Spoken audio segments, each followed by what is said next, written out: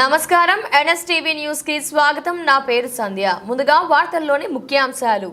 బోయిన్పల్లి జిల్లా పరిషత్ హై స్కూల్లో తెలంగాణ ప్రగతి సేవా సమితి చారిటబుల్ ట్రస్ట్ వారి ఆధ్వర్యంలో నోట్బుక్స్ పంపిణీ కార్యక్రమంలో పాల్గొని విద్యార్థులకు నోట్బుక్లు పంపిణీ చేయడం జరిగింది. విద్యార్థులందరూ చక్కగా చదువుకొని మంచి ప్రతిభ కనబరిచి ఉన్నత స్థాయికి వెళ్లి చదువుతో పాటు ఆట పోటీల్లో కూడా పాల్గొని జనరల్ నాలెడ్జ్ మీద కూడా అవగాహన పెంచుకోవాలి.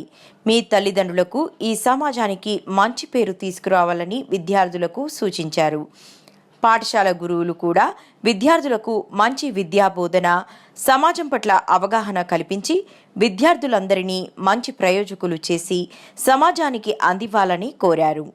కంటోన్మెంట్ నియోజకవర్గంలో ఉన్న ప్రభుత్వ పాఠశాలలన్నింటినీ కార్పొరేట్ స్థాయిలో తీర్చిదిద్దే విధంగా కృషి చేస్తానని హామీ ఇస్తున్నారు.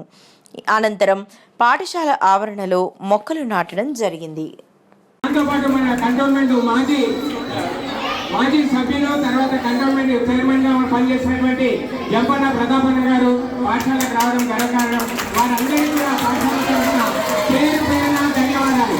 అదేవిధంగా మన పోలీస్ డిపార్ట్మెంట్ సార్ కూడా సిఐ గారు కూడా విద్యార్థులకు నోట్బుక్స్ లో అందజేస్తున్నారు.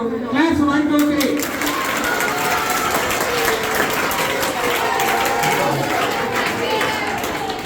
తీసుకోండి. అదేవిధంగా మన కంటోన్మెంట్ ప్రాంతంలో కాంగ్రెస్ పార్టీ చాలా మంది ముఖ్య నాయకులు వచ్చారు. అందులో పర్వత్ రెడ్డి గారు కూడా ఒక నోట్బుక్స్ అందజేయాల్సిందిగా కోరుతున్నారు.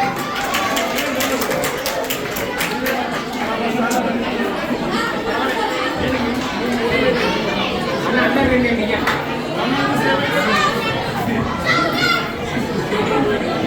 థ్యాంక్ యూ చెప్పాలి. అందరూ థ్యాంక్ యూ చెప్పాలి.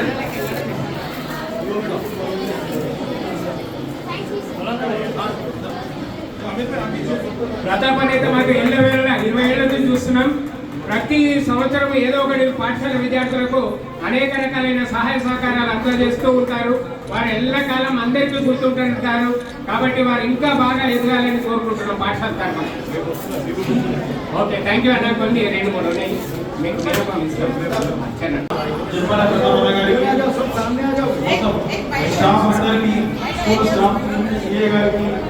పర్వత్ రెడ్డి గారికి, మానసి గౌడ్ గారికి, హరికృష్ణ గారికి, ముఖ్యంగా ఈరోజు ఈ పుస్తకాలు డొనేషన్ చేసిన నర్సింగ్ గారి కుటుంబానికి, మిగతా మిత్రులందరికీ, ఇక్కడ ఉన్న స్టూడెంట్స్ అందరికీ హృదయపూర్వకంగా నమస్కారం. మీరందరూ మంచిగా చదువుకోవాలని ఈ రోజు మన ప్రభుత్వం చాలా వరకు కృషి చేస్తుంది. మేము కూడా మీలాగా కష్టపడే మీ స్థానం ఉన్నప్పుడు మేము ఇక్కడ దాకా వస్తాం, మా 7th క్లాస్ 10th క్లాస్ అనుకున్న పరిస్థితి నుంచి ఈరోజు నేను ఎమ్మెల్యేగా అయినాను. అక్కడ మా సీఏ గారు కూడా ఉన్నారు. చిన్నప్పుడు చదువుకునేటప్పుడు మనం ఏమైతామో మనకు అర్థం కాదు, కానీ మనం చదివే విధం, మన గోల్ ఏదైతే పెట్టుకుంటామో ఆ గోల్కి అనుగుణంగా మనం చదువుకున్నా, మనం కష్టపడితే, దాని గురించి క్రమశిక్షణతోటి ముందుకెళ్తే ఖచ్చితంగా మేము ఏ విధంగా అయితే స్టేజ్ పైన ఉన్నామో మీరు కూడా ఒకరోజు అదే మాదిరిగా స్టేజ్ పైన ఉంటారు. మీరు కూడా చీఫ్ గెస్ట్ అవుతారు. మీరు కూడా ఈ దేశంలో, రాష్ట్రంలో మంచి స్థానం చేస్తారు. దానికి కావాల్సింది ఏంటంటే మేమందరం ఎట్లా కష్టపడుతూ మీరందరూ బాగుండాలని, మీ అమ్మనైనా కూడా మీరు అందరూ బాగా చదువుకొని ఉన్నత స్థాయికి వెళ్ళాలని మీ అమ్మనైనా కూడా చాలా కలలు పెట్టారు, వాళ్ళు కోరుకుంటారు. కావున మీరు మీ గురించి కన్నా మా గురించి, మీ అమ్మనైనా గురించి బాగా చదువుకొని ఫస్ట్ క్లాస్ కూడా పాస్ అయ్యి చదువుతో పాటు స్పోర్ట్స్లో కూడా మీరు యాక్టివ్గా ఉండాలి. జనరల్ నాలెడ్జ్ ఇన్ఫర్మేషన్ తీసుకోవాలి. మీరు న్యూస్ కూడా విన్నట్టయితే మీకు సమాజం గురించి పూర్తి స్థాయిలో అవగాహన ఉంటుంది.